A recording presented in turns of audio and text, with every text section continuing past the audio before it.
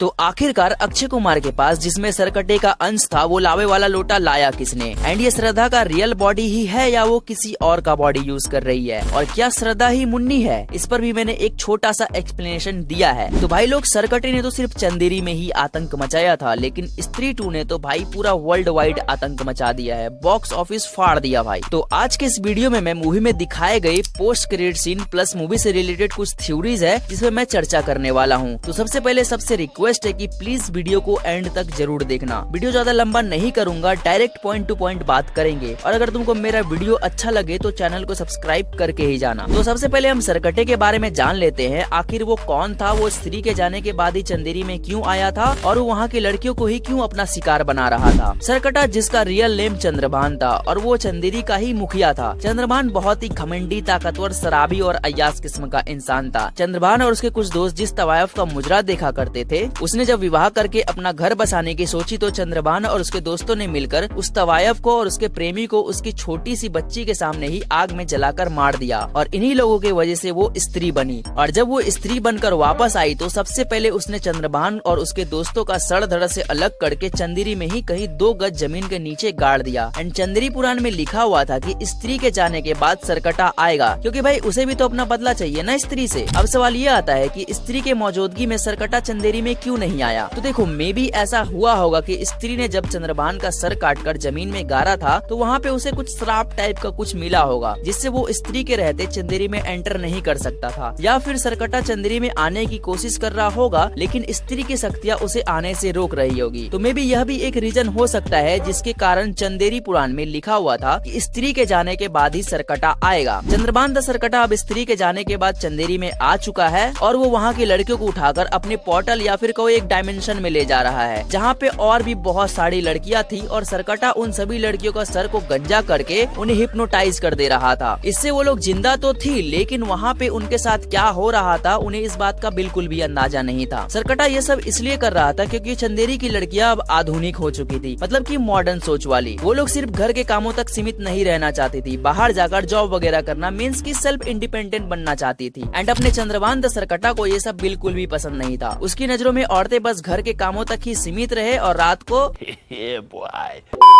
चंद्रभान के नजर में औरतों का मतलब यही था। डेट्स वाई वो चंदेरी की लड़कियों को गायब कर रहा था। तो अब आते हैं श्रद्धा के कैरेक्टर के ऊपर। इनके कैरेक्टर को लेकर जो भी कंफ्यूजन था, मेकर्स ने इसको थोड़ा बहुत क्लियर तो कर दिया, लेकिन क्या श्रद्धा का ये रियल बॉडी ही है या वो किसी और का बॉडी यूज कर रही है? जैसा कि हमने मूवी में देखा कि श्रद्धा ही स्त्री की बेटी है, जिसका जिक्र चंदेरी पुराण में किया गया था कि स्त्री और उसके प्रेमी को उन्हीं की छोटी सी बच्ची के सामने जलाकर मार दिया था और वो छोटी बच्ची श्रद्धा ही थी। श्रद्धा भी उन्हीं 4 दिनों के महापूजा में आया करती थी, जिन 4 दिनों में स्त्री आया करती थी, ताकि वो अपनी माँ को मुक्ति दिला सके। एंड मुझे पर्सनली ऐसा लगता है कि श्रद्धा का ये रियल बॉडी नहीं है, क्योंकि तुम ही सोचो, अगर किसी चीज का जिक्र पुराण में किया गया है तो ऑब्वियस सी बात है कि वो सालों पुरानी तो होगी ही, लेकिन श्रद्धा और उसके बॉडी को देखकर तो नहीं लगता कि वो सालों पुरानी है। एंड मूवी में भी दिखाया गया है कि श्रद्धा एक छलावा है, मतलब कि एक आत्मा है और आत्मा का कोई भी शरीर नहीं होता। तो मे भी मेरी ये थ्योरी सच भी हो सकती है। एंड मूवी के एंडिंग में श्रद्धा ने विक्की के कान में अपना नाम कुछ तो बताया, जिसे सुनने के बाद विक्की के फेस में एक अजीब सा एक्सप्रेशन देखने को मिलता है। डायरेक्टर साहब 6 साल वेट कराया है, एटलीस्ट हमें भी नाम बता ही देते। तो वहीं से थोड़ी रूमर्स फैलने लगे कि श्रद्धा का नाम मुन्नी हो सकता है। अरे वही मुन्नी जिसके चक्कर में गोटिया मुंजिया बन गया था। बट मुझे जहाँ तक लगता है श्रद्धा का नाम मुन्नी हो ही नहीं सकता, क्योंकि अगर तुमने मुंजिया मूवी देखा हुआ है तो उसमें जो बच्चा था गोटिया, जो अपने से 7 साल बड़ी लड़की से शादी करना चाहता था और उसी के चक्कर में वो मर गया माँ।